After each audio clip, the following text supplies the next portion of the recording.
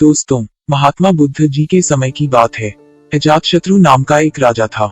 उनका राज्य बहुत अच्छा चल रहा था, किंतु कहते हैं ना, समय हमेशा एक जैसा नहीं रहता।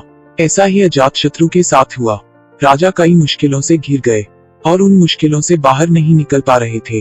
उन्होंने कई युक्तियां अपनाई, लेकिन असफल रहे। एक दिन उनकी मुलाकात एक तांत्रिक से हुई।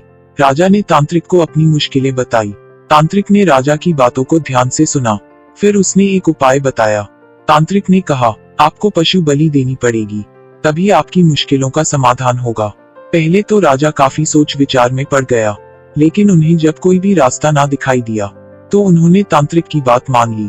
तांत्रिक के कहने पर एक बड़ा अनुष्ठान किया गया। पशुओं को मैदान में बलि देने के लिए बांध दिया गया।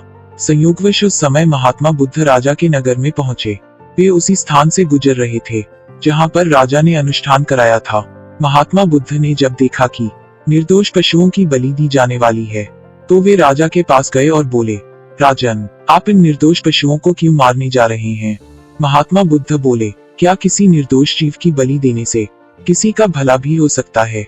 थोड़ा सा रुककर महात्मा बुद्ध ने जमीन से एक तिनका उठाया और राजा को देते हुए बोले, इसे तोड़कर दिखाए। राजा ने तिनके के 2 टुकड़े कर दिए। बुद्ध बोले, इसे अब पुनः जोड़ दें। राजा बोले, महात्मा जी, यह आप कैसी बातें कर रहे हैं? इसे तो अब कोई भी नहीं जोड़ सकता।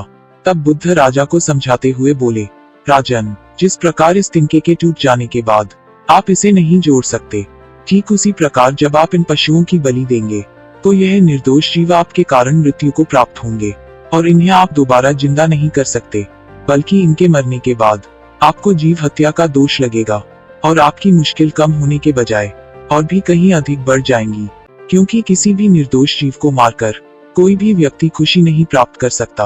आपकी समस्या का हल निर्दोष जीवों को मारने से कैसे हो सकता है? आप राजा हैं, आपको सोच विचार कर निर्णय लेना चाहिए।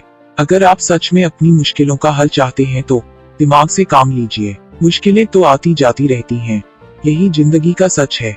निर्दोष को मारने से समस्याएं नहीं समाप्त होंगी, बल्कि उसका हल आपको बुद्धि से ही निकालना होगा।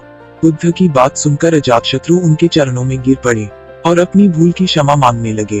अजातशत्रु ने ऐलान कर दिया कि अब से उनके राज्य में किसी निर्दोष जीव की हत्या नहीं की जाएगी।